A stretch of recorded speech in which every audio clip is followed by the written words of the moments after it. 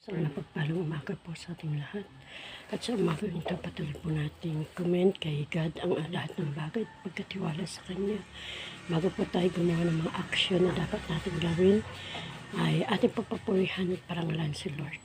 At pasalamatan sa buhay na meron tayo ngayon. At patuloy na tangkilikin po natin ang panalangin ito na isang maging daan ng ating kaligtasan. Sige po tayo patuloy na magpakumbaba at manalig at manampalataya po sa ating dakilang Panginoong Jesus. Sige po tayo manalangin. Yes, oh God, hallelujah. Ang naming Diyos na makapangyarihan sa lahat. Muli salamat po sa panibagong umagang ito. Lord, Ikaw Lord ang magpamalas ng tunay na kadakilaan ng iyong pag-ibig sa bawat isa amin. At panatili mo po ang iyong banal na Espiritu na siyang manahan at kumilo sa amin. Magbigay daan ng tunay na matuwid na kaligtasan. Tinatalaga po namin sa iyo ang aming mga buhay na patuloy niyo po itong panghawakan, gabayan, proteksyonan. Ikaw ang mag-guide at mag-protection sa bawat isa na nanonood sa video na ito, Lord. At maging sa mga bata na nagsisipag-aral, Lord. Patuloy pong proteksyon ng sakit at karamdaman. Lord, ang mga guro na pinanatili mo pong ligtas at sakit at karamdaman.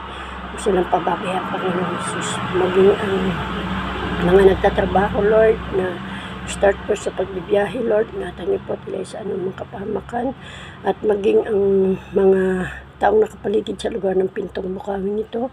Maging ang amin po ng barangay, mga kagawad niya.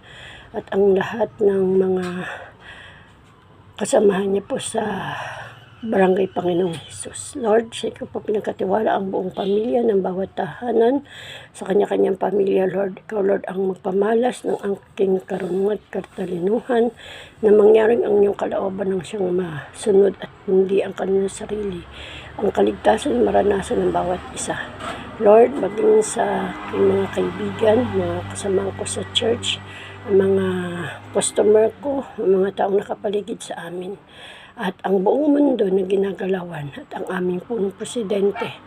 At ikaw, Lord, ang magtalaga ng tunay na kaligtasan ng bawat isa. Lord, tinatalaga ko po sa buhay ng aking mga anak, ng aking apo, ng aking manugang, ng aking pamilya ng manugang ko, at pamilya ng mister ko. Lord, ang sino mong may karamdaman, tulad ni Tatay Lope, Nanay Melia, at ng iba pa pong may karamdaman sa buhay ni Ate Rose, at sa buhay ni Lenlen, ng kanyang anak na si Aiki, na mapatuloy niyo po itong paggalingin ng lubusan. Ikaw, Lord, malayang magbigay kagalingan sa sino mong may mga karamdaman na nasa banig ng karamdaman na sa ospital. Lord, tinatalaga ko po sa iyong kanyang kagaling at kalakasan. Patubayan niyo po ang bawat isa at patuloy na maitalaga ka sa kanyang buhay. Salamat po sa iyong pag-ibig at pagmamahal na tunay ngang ikaw ang maging pundasyon ng tunay na kaligtasan na masumpungan at maranasan ang iyong kadakilaan ng iyong pag-ibig. Sapagkat winika mo po sa awit 91, siyang naghahangad ang pagkupkop ng kataas-taasan at nanatili sa kalinga niyang makapangyarihan, makapagsasabi sa kanyang mugrit kanlungan, ikaw ang aking Diyos, ang Diyos na tayo kong pinagkatiwalaan. Lahat ng ito'y sinasamo ko sa iyo sa matamis na pangalan ni Jesus, in the name of Jesus, na ikaw, Lord, ang siyang maging kamay at kaligtasan ng bawat isa.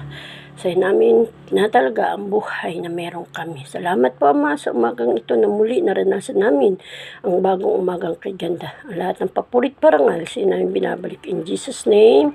Ang lahat po ay magsabi ng Amen and Amen. Thank you for watching and God bless you all sa inyong lahat. Bye-bye po.